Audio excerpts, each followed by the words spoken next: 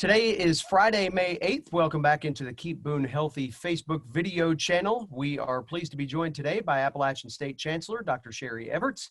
Chancellor, thanks for being here. I know you've had a number of things going on in the last several weeks, as many have.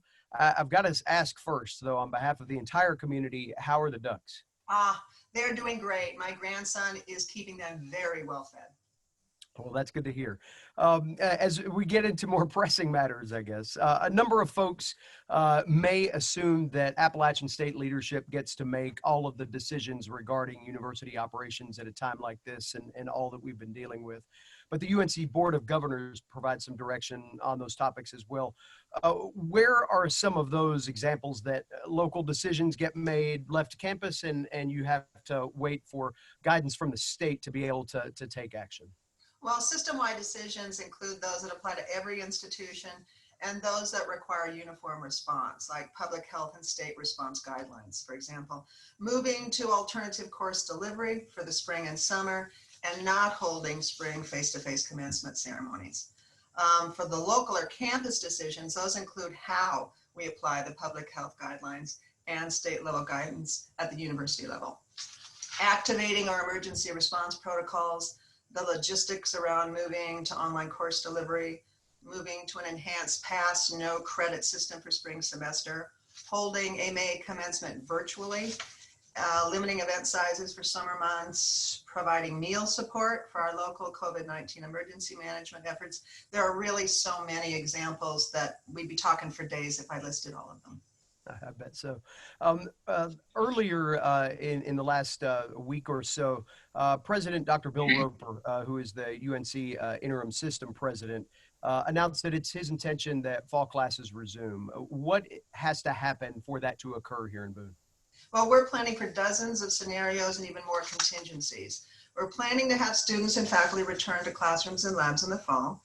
The decisions we make will be informed by Governor Cooper's timeline and supported by the knowledge and expertise of UNC System Interim President Roper. And of course, we heard from Governor Cooper earlier this week that the metrics across the state support the gradual easing of restrictions across the state, and the other chancellors across the UNC system and I are meeting with President Roper regularly. Your staff and faculty pressed into service at a very busy time, did an amazing job of getting all of the learning that goes on a college campus into a virtual setting very quickly. As we look forward to the fall, what are you and your team doing operationally to make sure that that looks a little bit more like normal procedure versus something that has to be born out of necessity? Sure. The work to prepare for expanding our online learning has really been underway for several years. We've been steadily investing in our Center for Academic Excellence. And so when the time came, we were, with their leadership and support, able to mobilize what they call faculty champions. I call them superstars from every department to flip more than 2,600 courses online. This was not an easy feat, but it was made possible because Appalachian's faculty and staff are really an incredible group of we can do this professionals who rise to each challenge with ingenuity and with the best interest of our students always at heart. If you had an opportunity to break out the crystal ball right now, thinking about that split between virtual learning and in-person learning, what do you think that mix looks like on campus this fall? Well, I think there's no magic formula for this, as you know, and if you have that crystal ball, David, I'm hoping it shows COVID-19 will become less of a problem for all of us. Our goal is to provide the face-to-face instruction and attention for which we're known, and some classes are more flippable than others. We have been working for weeks on what our short and long-term decisions will be. I know that there have been numerous federal and state funding sources that have been introduced into the mix as the response to COVID-19 continues, and some of that federal money coming to college campuses certainly has drawn some attention. How does Appalachian State intend to allocate those monies? Well, currently we're working on allocating the $8 million that has been dispersed to App State for direct aid for students. The funds must be used to cover expenses related to the disruption of campus operations due to COVID-19. So, for example, eligible expenses related to the cost of attendance, such as food, housing, course materials, technology, healthcare, and childcare. The aid must be dispersed directly to the students, and so we're in the process of that. As we all know, Appalachian State is such a hub for education and for enlightenment, but also is one of our region's key event spots as well, from athletics to cultural events and everything in between. What are some of the key indicators that you and your staff are looking at to measure as we start thinking about more in-person events and bringing those back to campus in the fall? Well, these will be determined with guidance and information from the Centers for Disease Control, the North Carolina Department of Health and Human Services, the NCAA, the UNC system, and local public health. Um, uh, there was a article that was written by a member of the App State communications staff earlier this week about expertise on campus, and that is one of the things that I think this area has benefited from very quickly, was the fact that there are so many engaged staff and faculty, but also students that were able to immediately help the response to COVID-19. If you can just expand on that a little bit and what it means for you to lead a campus that can get engaged in a discussion like this so quickly. Oh, absolutely. Faculty, staff, and students are really accustomed to engaging in service work and applying their teaching and learning here in Watauga County, as well as across the state and region.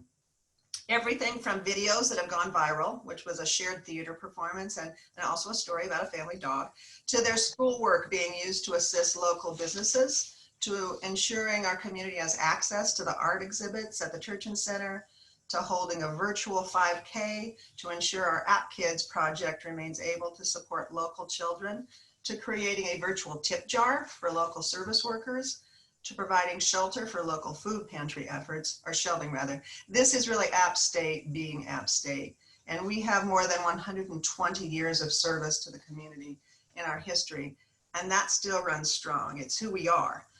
Right now, we have nearly 40 faculty developing research clusters to generate information, knowledge, and solutions surrounding the impacts of COVID-19 on our community and region. And they'll be looking at things like economic impacts on the region, how homelessness and substance abuse might make people more vulnerable to COVID-19, ways to better support vulnerable populations, and dozens of other topics. And this work is really just in the beginning stages right now, but I'm really excited to see this work as it progresses, exploring local issues within a global context and preparing our students to do the same is really what our faculty do incredibly well at App State.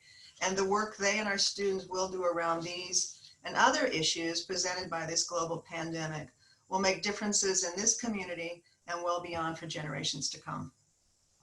Chancellor, final question for you. I know that in our conversations before, you've always talked about learning experiences and how every day there's something new that comes to the forefront. What have you learned about yourself, your staff, and your campus through the variety of different experiences that we've had here in this community over the last several months? Well, I know that this is a strong and resilient campus that continues to step up, give back, and do more with teaching, learning, and service to our rural communities as our core mission. But that really isn't a surprise to me. While our work continues, we understand moving to an online format has had tremendous impact on the local economy, and we're dedicated to returning students to the community safely so we can help the economic recovery measures to the town, county, and state have underway. So I want to thank you so much for this opportunity, David, and for all you're doing for our community. Thank you. Well, thank you very much.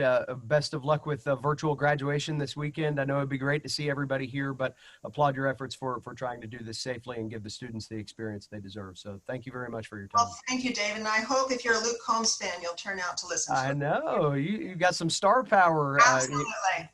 What's on tap for next year's graduation? You know, it's going to be a high bar now. Exactly. That's very, very true. So, thank you so much, David. I appreciate it. Thank you.